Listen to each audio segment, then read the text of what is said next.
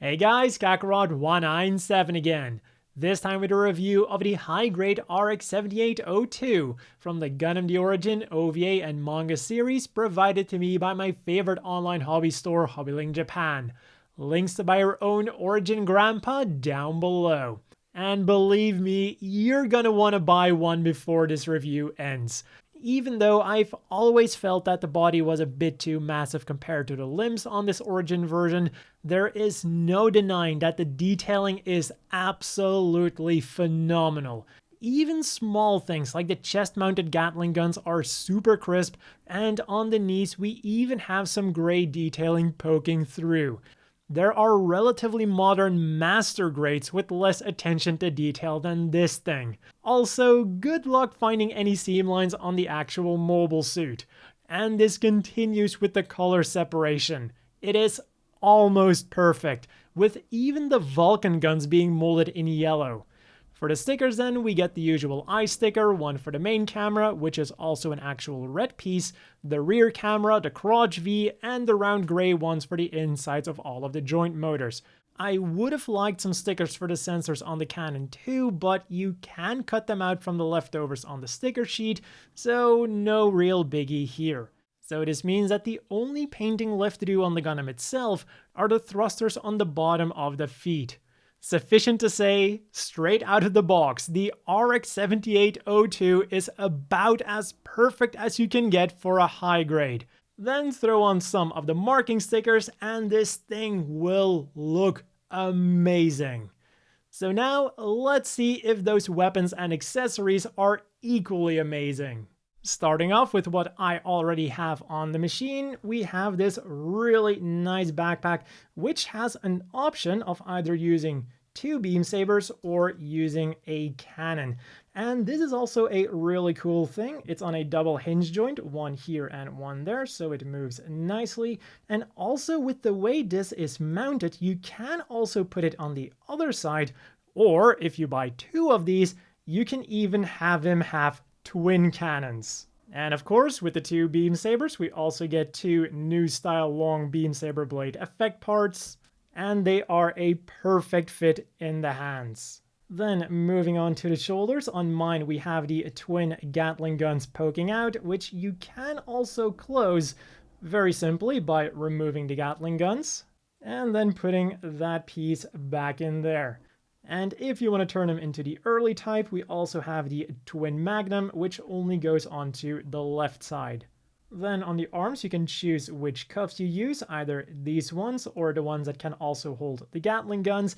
And of course on mine, I decided to use all of the Gatling guns they gave me. And then for some more customization options, we have this chest for the early type and also shoulder parts for the early type. And with that out of the way, let's have a look at the rest of the weapons. We have the early type beam rifle, which in my opinion looks absolutely beautiful. So even though my machine is mostly the middle type, excluding the cannon, he is definitely going to be using this thing. We have a movable scope, we have a movable handle right there, and we have a peg on both sides of the handle, so you can use it with either the left or right trigger finger hand. And thanks to that peg, it stays in the hands extremely well. If you don't want to use it, then you simply flip open this switch, and then you can attach it to the back skirt. Or if you want, you could also store it onto the backpack because that is the same hole, and even onto the arms if you really want to for some reason. Then we get the middle type beam rifle, which is functionally very similar as the early type. We have a movable scope, we have a movable handle, a peg on both sides of the main handle, making it very secure. And if you don't want to use it, you simply fold out this peg and attach it to one of the many holes on this Gundam. Now, one thing I want to mention that some of you might have noticed is that my peg opens to the other side than the manual tells you to do. Now, you can do it both ways, my way or the manual way, and the only difference is that on mine it mounts like this because that's how I wanted it, and the manual way will have you mount it like that. And actually, it doesn't really make any difference at all, because if you want to, you can still push it through and have it like that. It's just easier to open it the correct way. And then the final weapon that we're getting is, of course, the Hyper Bazooka. Again, we have a moving handle, we have a moving scope, which unfortunately is quite hollow on the backside. That is the biggest complaint I would have with the accessories of this thing, and you know, if that is the biggest complaint, that is a very good sign. And then we also have this thing here that goes up and down. Again, we have a peg on both sides, so it fits very securely in either the left and right trigger finger hand. And thanks to that movable handle, it goes very well over the shoulder and also goes pretty well underneath the shoulder. Then if you don't want to use it, we get this clip that simply clicks onto the bazooka, and then you attach it to wherever is a free space on the Gundam. And then next up is the shield. And this is another one of those things that is almost perfect. The only thing that you still have to paint are these things that should be gray. Now, when we turn it around, we get some pretty cool mechanics going on there. First of all, it can slide up and down, and as you just noticed, it is quite easy to remove this, which is a good thing in my opinion, because of course, as you are all aware, how the Origin wants you to hold the shield is upside down, or well, for the Origin, the right way up. And then by being able to easily remove it, you can also easily switch it around and have it the way that most Gundams would hold it. And then to hold on to it, we have a movable handle, which can also be held on by the hand, although the hand itself is not able to hold up the shield by itself. For that, we have this peg, which can rotate around and then also fold in and out. So you have a variety of options. Like this, you can hold on to the handle, or if you want it on the back of the arm, you can have it like so. And then you might have also noticed these holes, and even though the manual doesn't tell you anything about them, you could, if you want, store the beam rifles, or heck, even store the bazooka on there. It might end up looking a bit weird, but at the end of the day, it's your gunpla, which is why mine is a mixture of the early type and the middle type, just the way I like it. And then finally, we also get two open palm hands for some more nice dynamic poses you can do with this thing. And if you thought that the looks and accessories alone were already impressive enough, just wait until we have a look at the articulation of this thing. The head is on a triple joint. We have two ball joints, and those ball joints are connected to each other with a hinge joint. So this head does have some pretty good movement all around. Then the shoulders also are really good. They are on a normal ball joint, then they have an extra hinge joint for forwards movement, and then they have another hinge joint for upwards movement. So those are some pretty damn well articulated shoulders. Then the arms will rotate around all the way, bend at the elbows on two joints, also all the way. The hands are, as always, on ball joints, will wiggle around, turn around, and do everything a ball joint does. The waist then is really impressive if you decide to go all the way.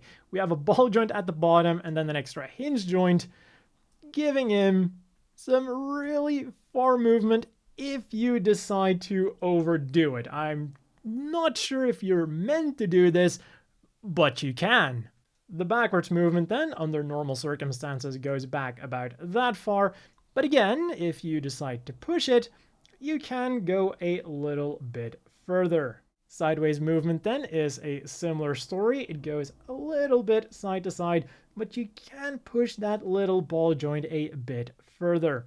And then of course, it'll also rotate around all the way. Then on the back, we have these thrusters here on ball joints, but they will mostly go up and down. And this is an issue I've encountered when posing it. The cannon does like to fall off, but again, that's not really a big deal in the grand scheme of things. And talking about minor issues, the front skirts. Now, they are molded together, but after I separated them, they became quite loose. So just be warned if you decide to separate the front skirts, they might end up becoming like that. Still not too big of a deal when he's just standing there. The legs then, under normal circumstances, will go forwards about that far and backwards about that far. And then there is an extra hinge at the hips, like so, which allows the legs to go forwards that little bit extra and also backwards that little bit extra. Then the legs will go out about that far, rotate around all the way, bend at the knee on 2 joints, and we even have some armor separation going on in the knee. That is really nice for a high grade. And again, just look at the detailing on that knee, even on the inside. They really did an amazing job with that.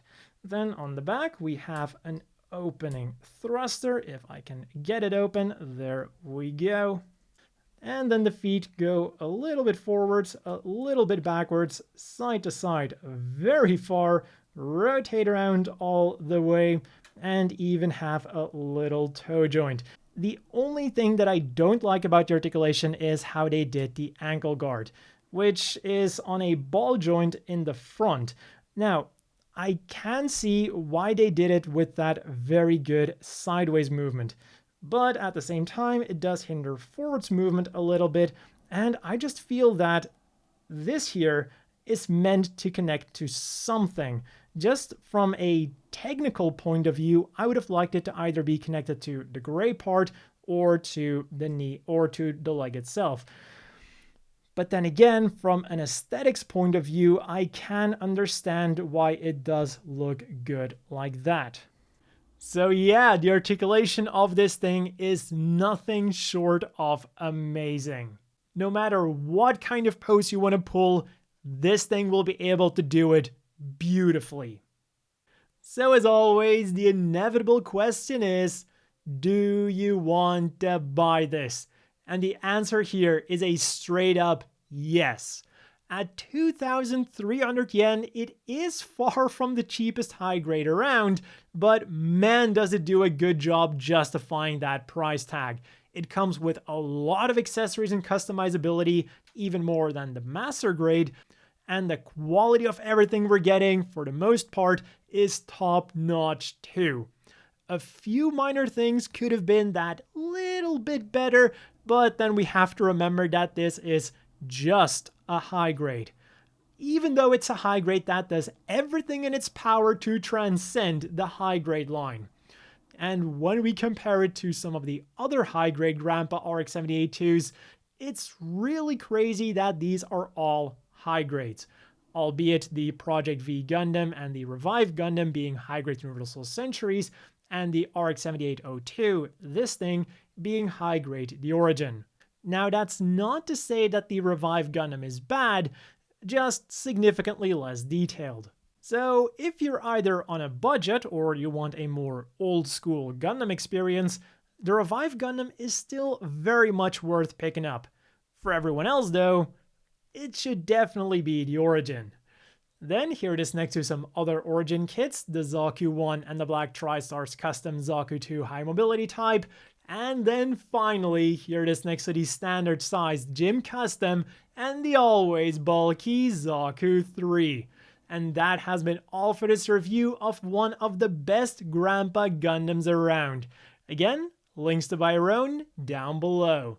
As always, a big thank you to the Patreon supporters. I hope everyone watching has a great day, and I'll see you all next time.